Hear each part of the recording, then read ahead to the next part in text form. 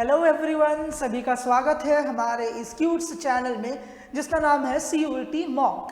मैं हूं आपका केमिस्ट्री एजुकेटर दीपक नाथ और हम पढ़ रहे हैं haloalkanes and haloarenes. हमने हमारे पिछले लेक्चर में पढ़ा था chemical properties of haloarenes, जिसके अंडर में हम लोगों ने कुछ रिएक्शंस देखे और उन्हीं रिएक्शंस के बेसिस पे मैंने दिया हुआ था आप लोगों को 2 क्वेश्चंस। सो चलिए आज का लेक्चर शुरू करते हैं उन्हीं 2 क्वेश्चंस के सॉल्यूशंस के साथ। जो फर्स्ट क्वेश्चन मैंने आपको दिया था वो था कि which is the metal involved in Wurtz-Fittig reaction। सबसे पहले Wurtz-Fittig reaction क्या है? Wurtz-Fittig reaction में एक मॉलिक्यूल होगा आपके पास एराइल हैलाइड का, वो रिएक्ट करेगा 2 मोल्स ऑफ सोडियम के साथ और आपके पास होगा एक एल्काइल हैलाइड वाला molecule. They will react in presence of dry ether as solvent और कंडीशन दिया जाएगा इसको हीट। तो प्रोडक्ट क्या आता है? प्रोडक्ट में फॉर्मेशन होगा एक एराइल हैलाइड। ठीक है बच्चों। रिएक्शन में क्या हो रहा है? रिएक्शन में ये वाला जो पार्ट है वो होगा बाई प्रोडक्ट, ट्वाइस NaX। अगर हमें क्वेश्चन में पूछा गया है which is the metal involved in Wurtz-Fittig reaction, answer होगा sodium. Sodium metal is present in Wurtz-Fittig reaction. आप लोगों को दिख रहा होगा when an aryl halide and alkyl halide are together treated with sodium metal and dry ether, an alkyl arene is formed. This is called Wurtz-Fittig reaction. लिख लिया सभी लोगों ने? ये है आपका पहला क्वेश्चन का जवाब। इसी के साथ हम लोग देखते हैं अपना सेकंड क्वेश्चन।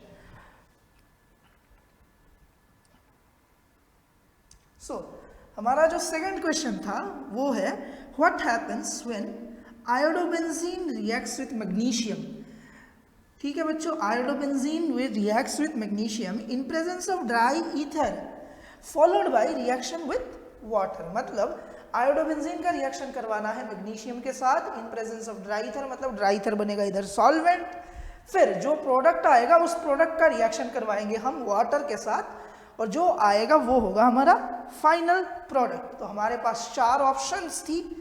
चलो स्टार्ट करते हैं रिएक्शन। स्टार्टिंग में हमें लेना है एक आयोडोबेंजीन। ठीक है बच्चों। लेट अस टेक 1 आयोडोबेंजीन और रिएक्शन करेगा वो किसके साथ? वो रिएक्शन करेगा मैग्नीशियम के साथ। और क्या किसके अंडर में करेगा, किसके इन्फ्लुएंस में करेगा? Dry ether as solvent. In presence of dry ether मतलब यहाँ पर ड्राई ईथर होगा सॉल्वेंट। प्रोडक्ट क्या आएगा? प्रोडक्ट आएगा एक ग्रिग्नार्ड रिएजेंट। ठीक है बच्चों। ग्रिग्नार्ड रिएजेंट यहाँ पर आएगा MgI, मतलब फिनाइल मैग्नीशियम आयोडाइड। अब फर्दर क्या बोला गया है कि ये जो प्रोडक्ट है वो रिएक्ट करेगा वाटर के साथ। ठीक है। अब हमें क्या पता है, वाटर मतलब H और OH होता है। ठीक है, यहाँ पर H पॉजिटिव है और OH निगेटिव है। MgI क्या करेगा? MgI ये वाले पार्ट को के साथ कंपाउंड फॉर्म करेगा और हाइड्रोजन जो है वो H पॉजिटिव होकर इधर आके अटैच्ड होगा। मतलब हमारा जो प्रोडक्ट है इस कंपाउंड में वो कुछ ऐसा है, यहाँ पर हाइड्रोजन प्लस MgOHI और इसको हम लोग कहते हैं बेंजीन। ये है हमारा प्रोडक्ट। बहुत ही आसान सा रिएक्शन है। Benzene is the product formed. सभी ने नोट कर लिया होगा। यह था हमारे पिछले लेक्चर के क्वेश्चंस का जवाब। और हम लोगों ने पिछले लेक्चर में बोला था कि हमारा जो रिएक्शन वाला पार्ट है इस चैप्टर का वो ऑलमोस्ट हो चुका है ख़त्म। आज हम लोग जो टॉपिक पढ़ेंगे उसका नाम है पॉलीहेलोजन कंपाउंड्स। नाउ पॉलीहेलोजन मतलब कंपाउंड, पॉलीहेलोजन कंपाउंड्स का मतलब क्या होगा बच्चों कि हमारे सिंगल कार्बन में अगर more than 1 halogen atom attached है देन हम लोग उसे बोलेंगे पॉलीहेलोजन कंपाउंड्स। सॉरी, सो चलो शुरू करते हैं। So carbon compounds containing more than one halogen atom are usually referred to as, क्या बोलते हैं हम लोग उसको, पॉलीहेलोजन कंपाउंड्स। अब काफ़ी ऐसे कंपाउंड्स हैं जो काफ़ी ज़्यादा यूजफुल होते हैं, ठीक है, पॉलीहेलोजन्स में। सो जो सबसे पहला कंपाउंड हम लोग पॉलीहेलोजन्स में आज पढ़ने वाले हैं उसको हम लोग बोलते हैं डाइक्लोरोमीथेन। मतलब carbon, hydrogen Cl, dichloromethane, short form है इसका DCM। बहुत ही इंपॉर्टेंट कंपाउंड है, हम लोग देखेंगे अभी। सबसे पहले हम लोग पढ़ेंगे DCM या फिर डाइक्लोरोमीथेन की यूजेस। फर्स्ट यूज क्या है बच्चों, dichloromethane is widely used as solvent, ठीक है, used as a solvent, as a paint remover. हम पेंट रिमूव करने के लिए डाइक्लोरोमीथेन को एज ए सॉल्वेंट यूज करते हैं। सेकंड जो पॉइंट है कि as a propellant in aerosols, मतलब किसी भी एरोसोल में ये प्रोपेलेंट की तरह यूज होगा। And as a process solvent in manufacture of drugs, drug production में या फिर ड्रग मैन्युफैक्चरिंग प्रोसेस में DCM एक बहुत अच्छा सॉल्वेंट हो सकता है।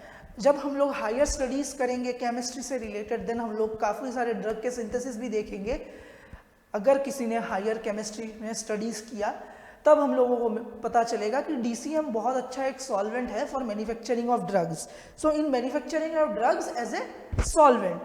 फिर आता है is used as a metal cleaning and finishing solvent. किसी भी मेटल में कितना भी इम्प्योरिटीज हो, कितना भी डस्ट हो, डर्ट हो, अगर हमें उस मेटल को क्लीन करना है, प्यूरिफाई करना है, then we can use DCM as a solvent. Dichloromethane can purify और क्लीन एनी मेटल, ठीक है बच्चों। So it is used as a metal cleaning and finishing solvent.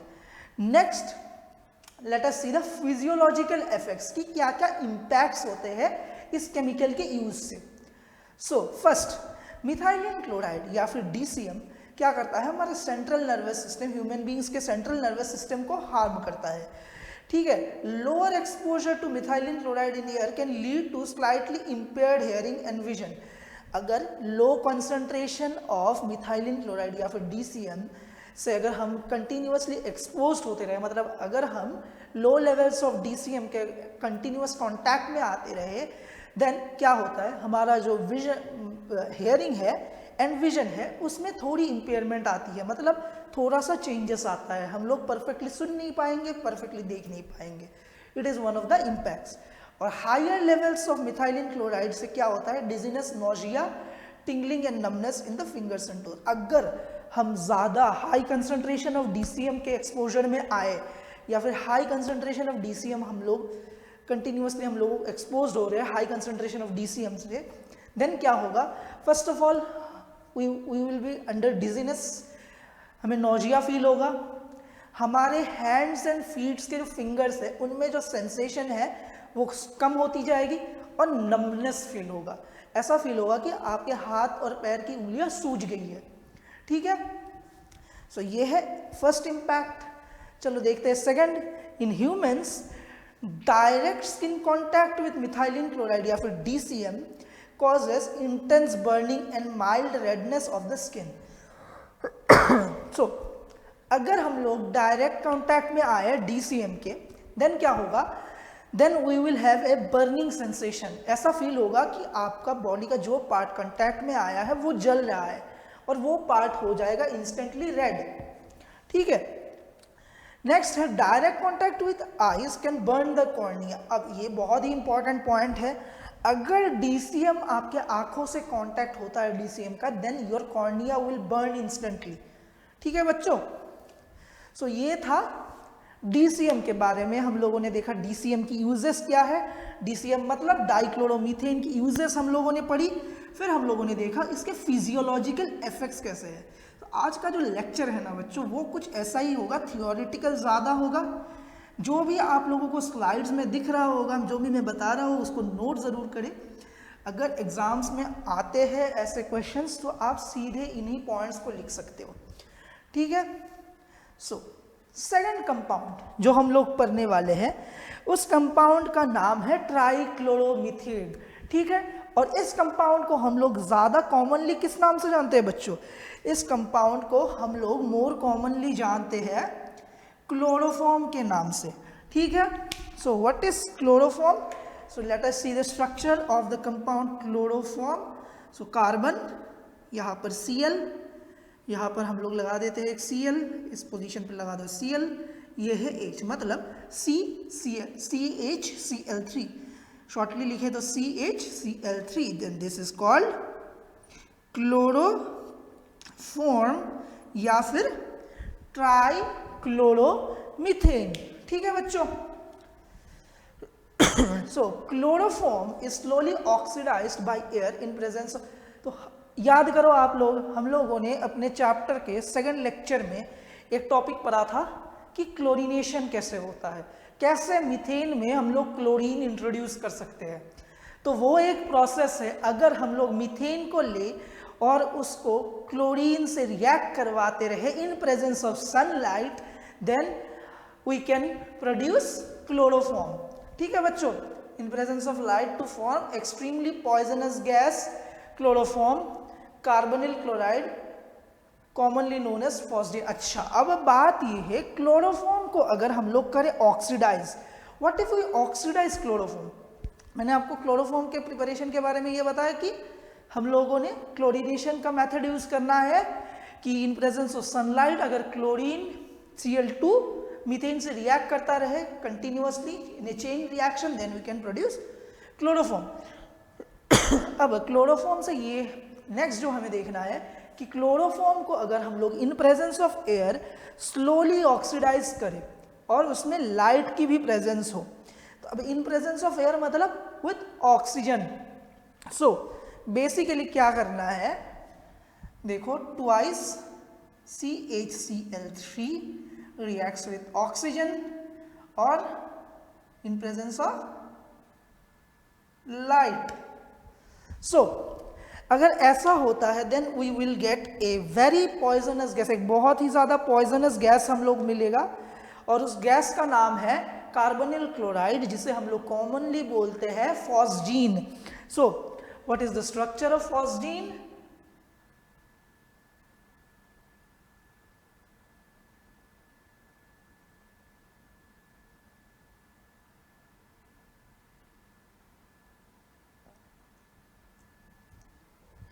ठीक है बच्चों, तो ये है phosgene. So this is the compound produced और साथ में हमें मिलेगा 2 moles of HCl hydrochloric acid. So ये जो फॉस्जीन प्रोड्यूस हो रहा है, phosgene, this compound is called phosgene. ये जो कंपाउंड है, this compound is highly poisonous gas, ठीक है।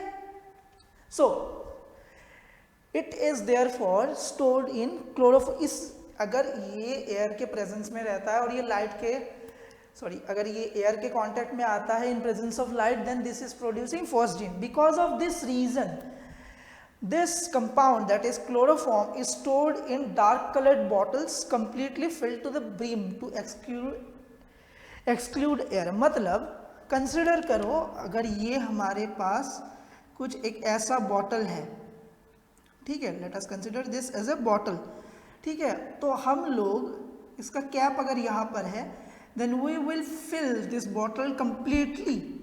इसमें अगर हम लोग को CHCl3 रखना है, then this bottle should be dark in colour and this bottle should be filled up to the brim, ठीक है, मतलब कंप्लीट फिल करना है अप टू ब्रिम, ताकि इसमें कोई भी ऑक्सीजन ना बने या फिर कोई भी एयर की प्रेजेंस ना रहे। Because if there will be any presence of air, it will react and form phosgene, ठीक है। नेक्स्ट है 0.6 to 1% alcohol is also added, which destroys the traces of phosgene and may be formed on storage। तो अगर हम लोग जब chloroform को हम लोग स्टोर कर रहे हैं, then there is a possibility कि फॉस्जीन फॉर्मेशन हो। सो इस फॉस्जीन फॉर्मेशन को रोकने के लिए हम लोग क्या कर सकते हैं, हम लोग 0.6 से लेके 1% एल्कोहल यूज कर सकते हैं इसमें। जब हम लोग क्लोरोफॉर्म को स्टोर कर रहे हैं, we can mix 0.6 to 1% chloroform in 0.6 to 1% alcohol in chloroform, ताकि फॉस्जीन की फॉर्मेशन जो है वो ना हो। नेक्स्ट, फॉस्जीन जो फॉर्म होता है वो क्या करता है, इस कंडीशन में हम लोग उसको रिएक्ट करवाएंगे किसके साथ, इथाइल अल्कोहल के साथ। सो लेट अस कंसिडर हमारे पास ट्वाइस C2H5OH है और वो रिएक्ट कर रहा है किसके साथ, C double bond OCl, that is phosgene.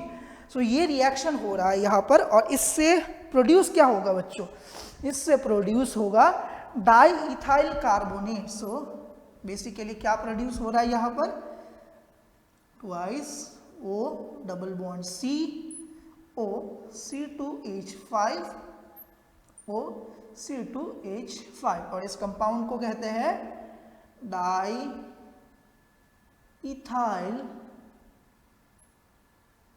Carbonate. ठीक है, एक डाइथाइल कार्बोनेट प्रोड्यूस होगा, साथ में सिमिलरली ऊपर वाले रिएक्शन की तरह 2 मोल्स ऑफ HCl भी प्रोड्यूस होगा।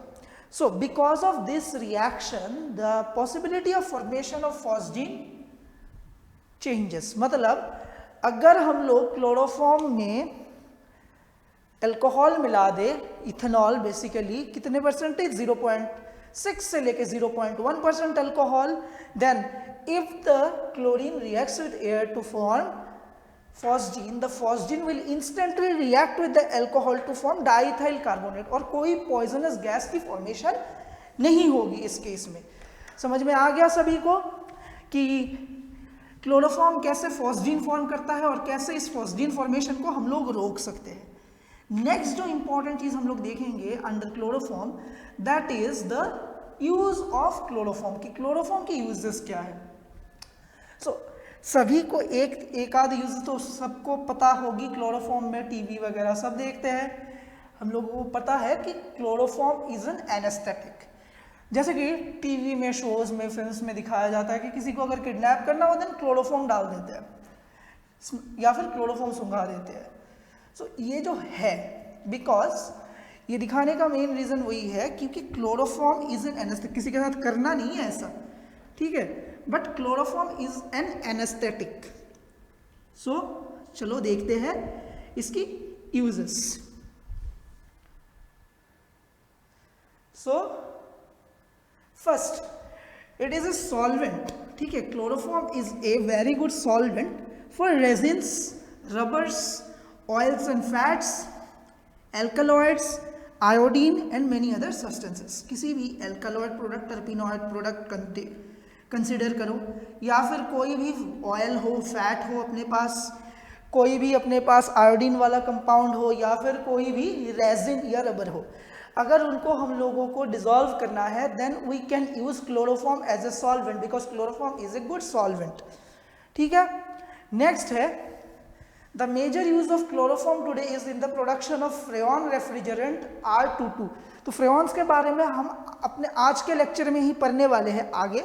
सो क्लोरोफॉर्म की one of the most important use है because it is used in the production of a freon, ठीक है, और उस फ्रेऑन का नाम है R22। नेक्स्ट आता है साइकोलॉजिकल इफेक्ट्स, कि कैसे इफेक्ट्स होते हैं। देखो, it was once used as a general anaesthetic in surgery but has been replaced by less toxic compounds. तो मैंने जैसे बोला कि chloroform used to be used as an anaesthetic, it was a very good anaesthetic but थोड़ा सा toxic भी है। सो हम लोगों ने क्या किया, डॉक्टर्स ने धीरे धीरे इस क्लोरोफॉर्म के यूज को कम किया और उसको रिप्लेस किया बेटर एनेस्थेटिक्स के साथ, जैसे कि ईथर। नेक्स्ट देखो कि inhaling chloroform vapours depresses the central nervous system. अगर किसी ने क्लोरोफॉर्म के वेपर्स को स्मेल किया या फिर इनडायरेक्ट, मतलब क्या बोले, डायरेक्टली इनडायरेक्टली अगर हम लोग क्लोरोफॉर्म वेपर्स के कांटेक्ट में आ रहे हैं, हम लोगों ने स्मेल किया, then it may damage our central nervous system. ठीक है, नेक्स्ट देखो, breathing about 900 parts of chloroform per million, ठीक है, for a short time can cause dizziness, fatigue and headache. अगर हम लोग 900 पार्ट्स पर मिलियन क्लोरोफॉर्म स्मेल करें या फिर उसके कांटेक्ट में आए तो क्या होगा, हमें हेडेक फील होगा, we will feel dizziness, okay, and chronic chloroform exposure में cause damage to the liver, ठीक है। अगर कंटिन्यूअस रेगुलरली हम लोग क्लोरोफॉर्म के कांटेक्ट में आते रहे then it will damage our liver, kidneys and क्या होगा, वो जो स्किन है हमारे स्किन में सोर्स मतलब स्वेलिंग्स क्रिएट करता जाएगा, घाव क्रिएट हो जाएंगे हमारे स्किन में। So that's why chloroform should be use less and less, ठीक है। Until and unless necessary, chloroform should be avoided for use because it has some physiological effects which are not good for our health, ठीक है। उनमें से major क्या है, it damages our central nervous system and it may damage our liver, kidney and skin. So these are the psychological effects of chloroform. Next जो compound हम लोग पढ़ने वाले हैं वो है ट्राई आयोडोमीथेन, या फिर कॉमनली इसको हम लोग बोलते हैं आयोडोफॉर्म। सो आयोडोफॉर्म को भी हम लोग क्यों यूज करते थे, एक एंटीसेप्टिक के बाद। Chloroform used to be used as an anaesthetic and iodoform was used as an antiseptic. उसके मेन रीजन क्या है, मेन रीजन ये है क्योंकि वो फ्री आयोडीन रिलीज करता है। We should know that iodine is a very good anaesthetic. Market में एक कंपाउंड मिलता है, ठीक है बच्चों, that compound is called iodine tincture, I2 basically. ये बहुत ही अच्छा एनेस्थेटिक है, ठीक है। सो आयोडोफॉर्म को हम लोग पहले एक अच्छे एंटीसेप्टिक की तरह यूज करते थे। मेन रीजन वही है कि जब उसका हम लोग यूज करते हैं वो फ्री आयोडीन रिलीज करता है, that's why it was used. और नेक्स्ट देखो, due to its objectionable smell it has been replaced by other formulations containing iodine. So iodoform का स्मेल उतना अच्छा नहीं है, because of its bad smell it has been replaced by better alternatives. Better alternatives कौन से, जैसे कि iodine tincture या फिर दूसरे आयोडीन कंपाउंड्स जिनमें उतना साइड इफेक्ट्स नहीं हो और जिनमें इतना स्मेल भी नहीं हो, उन कंपाउंड्स के साथ आयोडोफॉर्म को धीरे धीरे किया गया replace. Iodoform was also used for sterilising instruments used for surgery. हाँ, ये भी एक पॉइंट है कि एक टाइम पे आयोडोफॉर्म को सर्जिकल इंस्ट्रूमेंट्स के स्टेरिलाइजेशन मतलब उनमें बैक्टीरियाज, जर्म्स वगैरह को स्टेरिलाइज करने के लिए भी यूज किया जाता था, बट अब वो नहीं किया जाता और अब बेटर वेज हैं हमारे पास। उनमें से एक वे ये भी है कि यूवी चेम्बर्स का यूज किया जाता है, यूवी रेज से सर्जिकल इंस्ट्रूमेंट्स को क्लीन किया जाता है। Then we have got other alternatives also. So these are the uses of iodoform. Next हम लोग देखने वाले हैं जो कंपाउंड, उस कंपाउंड को नाम है टेट्राक्लोरोमीथेन, या फिर अगर स्ट्रक्चरली हम लोग बोले then it is like this, ठीक है बच्चों। And this compound is also called carbon tetrachloride, बहुत ही इंपॉर्टेंट कंपाउंड है। So carbon tetrachloride is produced in large quantities in chlorination of methane in presence of light. So जिस procedure से हम लोग क्लोरोफॉर्म को प्रोड्यूस कर रहे हैं, सिमिलर रिएक्शन में उसको फर्दर अगर हम लोग आगे बढ़ते रहे रिएक्शन में, then finally we can get carbon tetrachloride, that is by chlorination of methane in presence of sunlight, and if we continue to do the reaction in chain then we can finally produce carbon tetrachloride. सो ये आगे इसकी production या फिर synthesis के बारे में। Next हम लोगों को देखना है इसके uses. So it is used in the manufacture of refrigerants and propellants for aerosol cans. तो इसका मैन्युफैक्चर कहाँ होता है, रेफ्रिजरेंट या फिर प्रोपेलेंट के एरोसोल के कैंस के लिए, It is used as feedstock in synthesis of chlorofluorocarbons and other chemicals. ये बहुत ही इंपॉर्टेंट पॉइंट है कि इस कंपाउंड को हम लोग एक बेस कंपाउंड की तरह यूज करते हैं for the preparation of chlorofluorocarbons. अब क्लोरोफ्लोरोकार्बन्स के बारे में हम लोग पढ़ेंगे. क्लोरोफ्लोरोकार्बन्स को हम लोग फ्रेऑन्स भी बोलते हैं. हम लोग फ्रेऑन्स के बारे में पढ़ेंगे. This compound that is carbon tetrachloride या फिर टेट्राक्लोरोमीथेन को यूज किया जाता है एज ए फीड स्टॉक या फिर base compound for the preparation of chlorofluorocarbons and other chemicals. It is used as a solvent in the manufacture of pharmaceuticals. काफ़ी ज़्यादा फार्मास्यूटिकल प्रोडक्ट्स है जिनके प्रिपरेशन में इसको सॉल्वेंट की तरह भी यूज़ किया जाता है. इससे फर्दर भी इसको एक सॉल्वेंट की तरह हम लैब में एक्सपेरिमेंट्स में भी यूज़ करते हैं.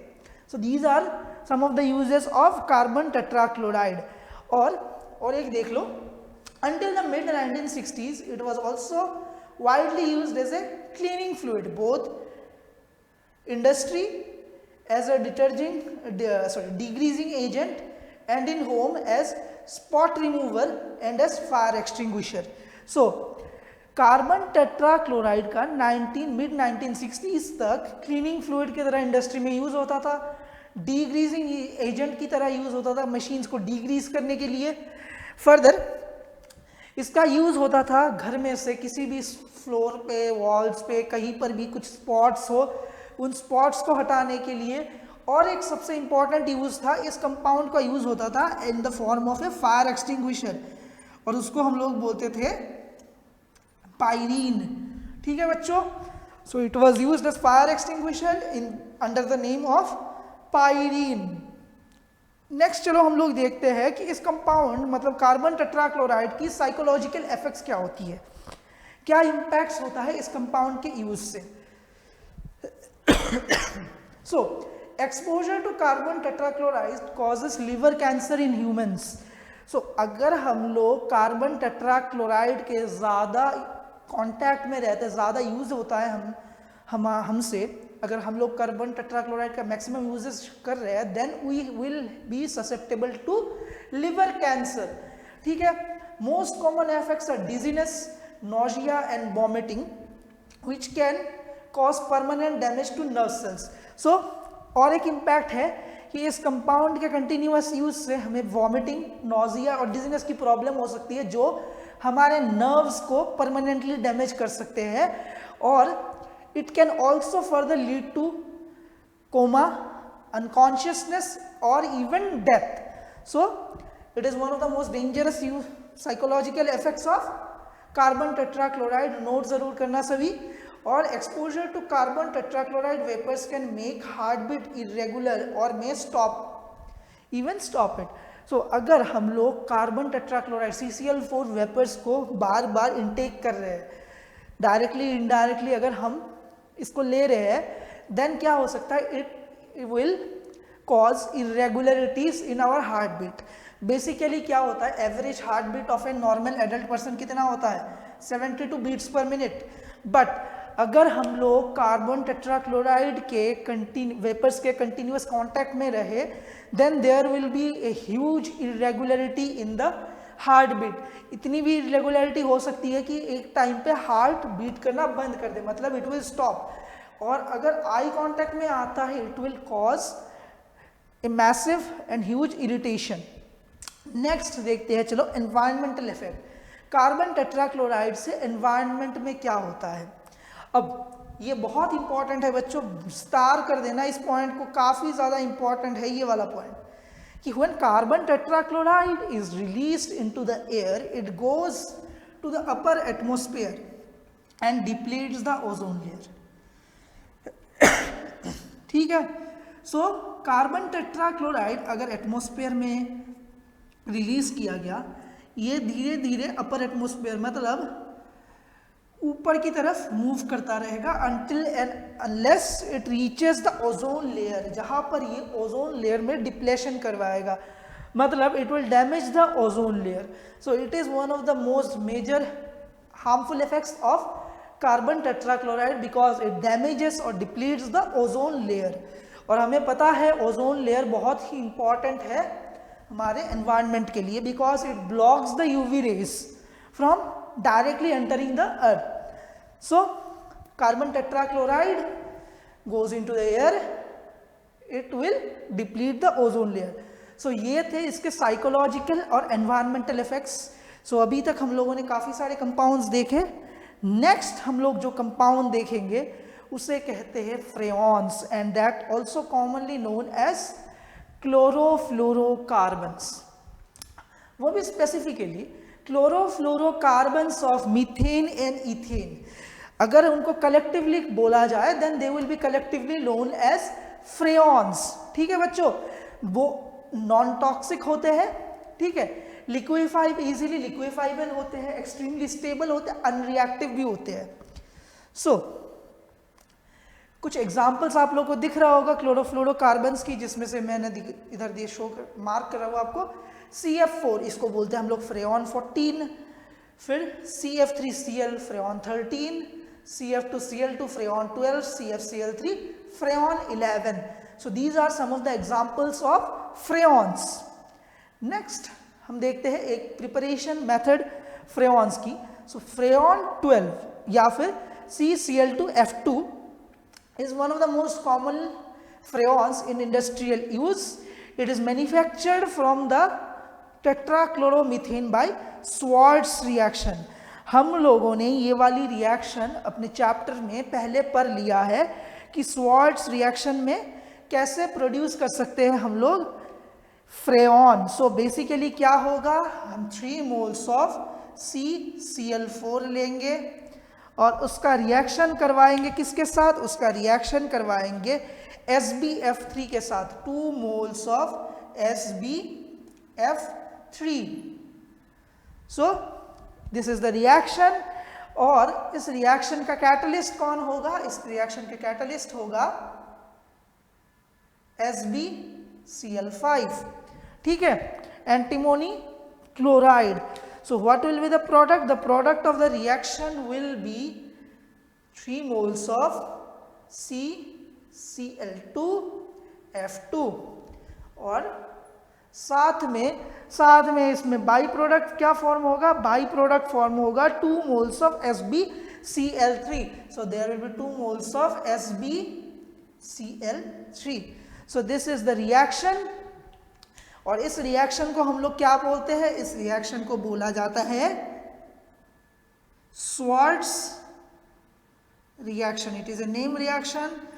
मैंने ये पहले भी आपको पढ़ाया हुआ है, बोला भी था कि ये नेम रिएक्शन है, बहुत ही इंपॉर्टेंट है.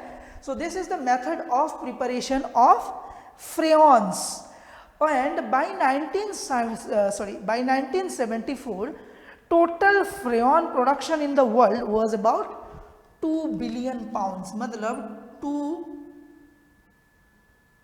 billion pounds of freons were produced on the earth by 1974. 2 billion is not a small number. देखो बच्चों,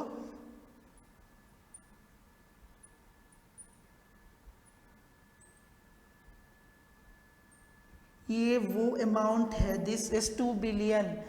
That much amount of freons were produced on earth by 1974. काफ़ी साल पहले हो चुका है. Right now number of amount of freons has increased. और इसी freons के increase के वजह से हमें क्या करना है, freons की uses कम करनी है, because we know chlorofluorocarbons are not environment friendly. ठीक है.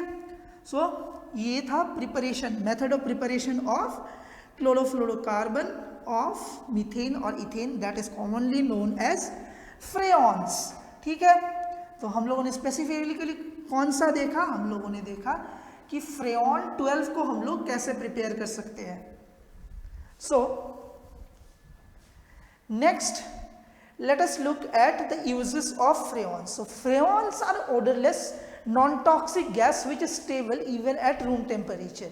So they are non-toxic, they are non-corrosive, they are odorless. कोई स्मेल नहीं होती उनकी. ठीक है. Even at high temperature and pressures में क्या होता है, ये लोग इसी कंडीशंस में रहते हैं. It has low boiling point, low specific heat. इसकी हीट ऑफ मतलब हीट ऑफ स्पेसिफिसिटी बहुत ही कम है, बॉइलिंग पॉइंट बहुत ही कम है, that is why it can B liquefied easily, बहुत जल्दी लिक्विफाइड हो जाता है by applying certain amount of pressure at room temperature. That is why it is used as a refrigerant and also as a propellant for aerosols and foams. ठीक है, क्योंकि इसकी लो boiling point होती है, लो स्पेसिफिक हीट होता है, due to low specific heat and low boiling point इसको हम लोग इजीली मेल्ट कर सकते हैं, दैट्स वाई इसको हम लोग इजीली गैस में कन्वर्ट कर सकते हैं, that is why it is used as a refrigerant and also as a propellant. ठीक है बच्चों, नेक्स्ट आता है इसका environmental effect. So most freon even that used in refrigeration eventually makes its way into the atmosphere where it diffuses unchanged into the stratosphere. In stratosphere, freons is able to initiate radical chain reaction and that can upset the ozone layer, ozone balance. Basically क्या हो रहा है, अगर इस let us consider कि this is our earth, so somewhere at the top there is ozone layer. अगर हम लोग क्या कर रहे हैं, फ्रेons को रिलीज कर रहे हैं एयर में, that is because we are using freons in our refrigerators, in our air conditioners, in aerosols, so that these freons are getting released in the atmosphere, जहां से वो वाया स्ट्रेटोस्फीयर धीरे धीरे ऊपर की तरफ जाएगा, वाया स्ट्रेटोस्फीयर वो धीरे धीरे ऊपर की तरफ जाता रहेगा until and unless it reaches the ozone layer. Ozone layer में पहुंचने के बाद क्या होगा, वो अनचेंज रहता है फ्रेons, वो करवाएगा फ्री रेडिकल, या फिर हम लोग बोले कि radical, let us leave this, let us say radical chain reaction. So it will cause radical chain reaction in the ozone layer leading to its depletion and damages the ozone layer. So basically बात ये है, हमें freons की use कम करनी चाहिए, इसी वजह से हम लोग बोलते हैं कि chlorofluorocarbons are harmful for the environment, because even in the form of freons in refrigerants or in coolants or the aerosols in air conditioners and anything, these freons can leave the lower atmosphere and go to the upper atmosphere until and unless it reaches the ozone layer, और जहाँ पर जाकर वो क्या करेगा, वो करेगा radical chain reaction. हम लोगों ने इस चीज़ के बारे में अपने +1 के environmental chemistry में भी पढ़ा है. So अगर रेडिकल चेन रिएक्शन होता है, there will be break down of ozone layer, मतलब होगा ओजोन लेयर डिप्लेशन. अगर ओजोन लेयर डिप्लेशन होता है, then the UV rays can directly reach earth and that will cause the global warming. So the use of freons is not environmental friendly. So हमें freons की use कम करनी चाहिए. So ये था freons. Next let us see the last polyhalogen compound, और बहुत ही important compound है बच्चों, कुछ ज़्यादा ही इंपॉर्टेंट है, सभी ने इस कंपाउंड के बारे में सुना है. नाम क्या है इस कंपाउंड का, PP- डाइक्लोरो डाइफिनाइल ट्राइक्लोरोइथेन, और that is commonly known as DDT. So ये PP- डाइक्लोरो डाइफिनाइल ट्राइक्लोरोइथेन इसका है कॉमन नेम, इसका IUPAC या फिर एक्चुअल नेम क्या है, 2,2-bis 4-chloro-phenyl 1,1,1 ट्राइक्लोरोइथेन. क्या नेम है इसका, 2,2-bis 4-chloro-phenyl 1,1,1 ट्राइक्लोरोइथेन. ठीक है बच्चों.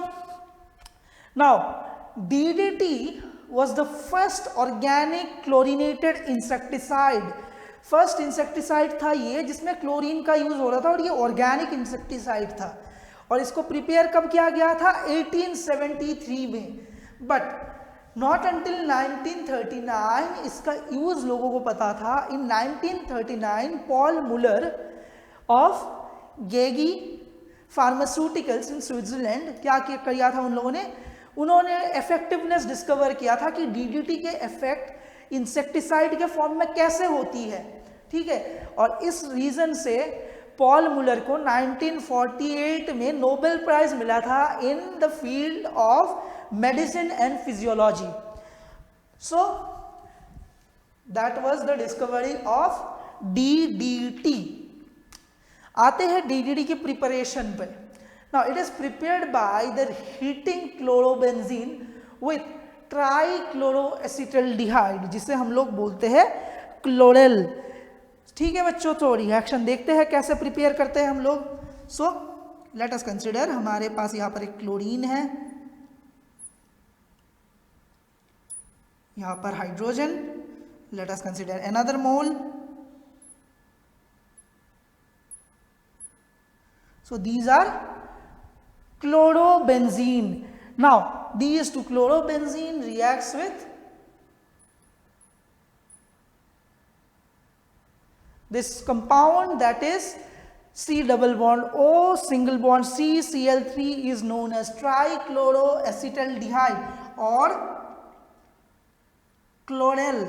So basically क्या होगा जब ये दो कंपाउंड रिएक्ट करेंगे और कंडीशन रहेगा कि हमारे पास है H2SO4 और हीट. और H2SO4 कौन सा H2SO4 होगा? H2SO4 होगा कंसेंट्रेटेड H2SO4 बच्चों. सो ये यहाँ से निकलेगा वाटर. तो बचता क्या है अपने पास? अपने पास बचेगा ये.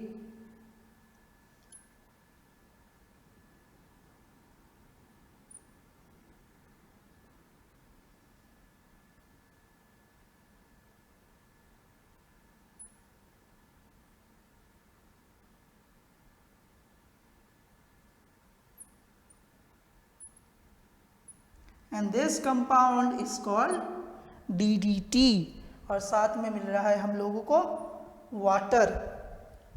सो this is the production of DDT. सभी को दिख रहा होगा रिएक्शन अपने स्क्रीन पे. अभी नोट कर लो क्या हो रहा है. 2 moles of chlorobenzene reacts with 1 mole of trichloroacetaldehyde that is chloral. ठीक है. On heating with or on heating in presence of concentrated H2SO4, it produces DDT, that is 2,2-bis fluor 4-chlorophenyl 1,1,1 ट्राइक्लोरोइथेन. या फिर हम लोग इसको ये भी बोल सकते हैं PP- डाइक्लोरो डाइफिनाइल ट्राइक्लोरोइथेन. ठीक है. So that is DDT. And साथ में क्या फॉर्म होगा? साथ में फॉर्म होगा 1 mole of water. So that is the reaction for the production of DDT. सभी ने अपने लाइफ में DDT के बारे में सुना होगा. DDT के क्या यूजेस होते हैं देखे होंगे. सो DDT का जो one of the most important, हम पढ़ेंगे अब DDT के यूजेस के बारे में. और DDT का one of the most important use है कि ये एक बहुत ही अच्छा है इंसेक्टिसाइड. ठीक है बच्चों. So let us find out what are the uses of DDT and what are the physiological या फिर environmental effects of DDT. So uses of DDT. So DDT is a cheap insecticide but powerful insecticide. जिस वजह से DDT बहुत famous हुआ था कि DDT सस्ता भी है और बहुत अच्छा काम भी करता है, बहुत इफेक्टिव है. स्पेशली किसके अगेंस्ट में? Anopheles mosquito. और हम लोगों को पता है कि एनोफिलिस मस्क्यूटो किस बीमारी को ज़्यादा फैलाता है? That spreads malaria. And DDT was very good at killing the anopheles mosquitoes, thus preventing malaria. और साथ में ये टाइफस कैरी करने वाला जो लाइस होता है, टाइफस कैरी करने वाले लाइस को भी किल करता है. That's why DDT was a very good insecticide and it was also a cheap insecticide. But there were lots and lots of side effects. बहुत ज़्यादा साइड इफेक्ट्स थे DDT के. ठीक है. सो DDT का जो यूज़ है वो वर्ल्ड वॉर 2 के बाद काफ़ी इंक्रीज हुआ. ठीक है. वर्ल्ड वाइड यूज़ इंक्रीज हुआ कब? वर्ल्ड वॉर 2 के बाद. बट धीरे धीरे लेट 1940s में इसके जो हार्मफुल इम्पैक्ट्स है वो धीरे धीरे बाहर आने लगे. तो कैसे इम्पैक्ट्स हो रहे थे? Many species of insect developed resistance to DDT. काफ़ी सारे इंसेक्ट्स हैं जिन लोगों ने डीडीटी के ऊपर रेजिस्टेंस पा लिया था, मतलब they were not affected by the DDT, ठीक है, after some time. And it was also discovered to have a high toxicity towards fish. So क्या होता था, डीडीटी जो है, डीडीटी की बहुत ज़्यादा टॉक्सिसिटी होती थी towards the fish. So if DDT gets into water, the fishes will be damaged by DDT, ठीक है। And the chemical stability of DDT and its fat solubility compounded the problem. So DDT was, क्या हो रहा था DDT को, DDT काफ़ी stable compound था और सॉल्युबल भी था, जिसके वजह से वो इजीली वाटर के साथ सॉल्युबल हो रहा था, इजीली इंटैक्ट कर रहा था और फिशेस को डैमेज कर रहा था। और कहाँ सॉल्युबल है, वो फैट सॉल्युबल है, ठीक है। DDT is not metabolized very rapidly by animals. Instead, it is deposited and stored under the fatty tissues. So, DDT is soluble in fats. That's why it is stored in fatty tissues. जिसके वजह से DDT को क्या हो रहा था, DDT was not easily being broken down inside the body.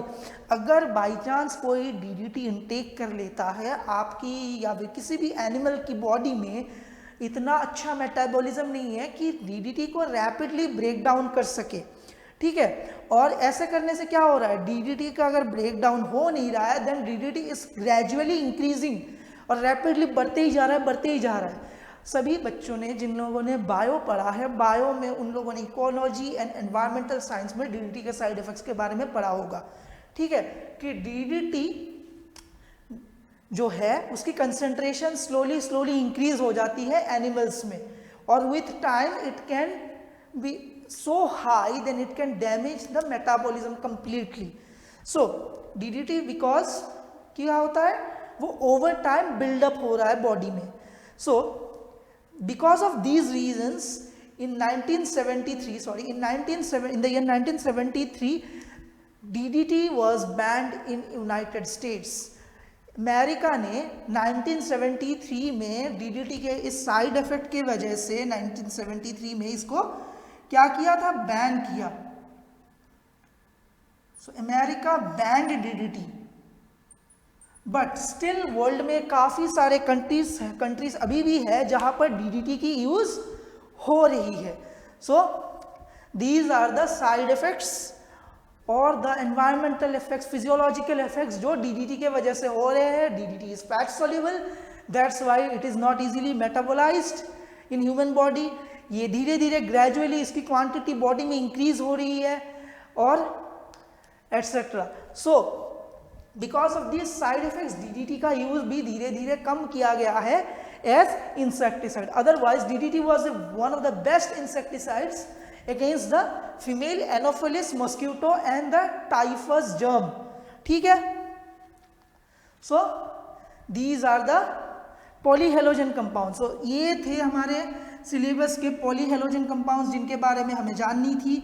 हमें इन polyhalogen compounds की यूजेस, थोड़े से इनके फिजियोलॉजिकल इफेक्ट्स, थोड़े एनवायरमेंटल इफेक्ट्स के बारे में जानने की ज़रूरत है। मुझे पता है आज का लेक्चर थोड़ा सा लेंदी भी है और थोड़ा सा ज़्यादा थियोरेटिकल है, बट इट्स क्वाइट नॉलेजेबल। आप लोगों को काफ़ी ज़्यादा इंफॉर्मेशन मिला होगा कि कौन सा कंपाउंड कैसे काम करता है, ठीक है। सो उसी के बेसिस पे मैं आपको 2 क्वेश्चंस प्रोवाइड कर रहा हूँ।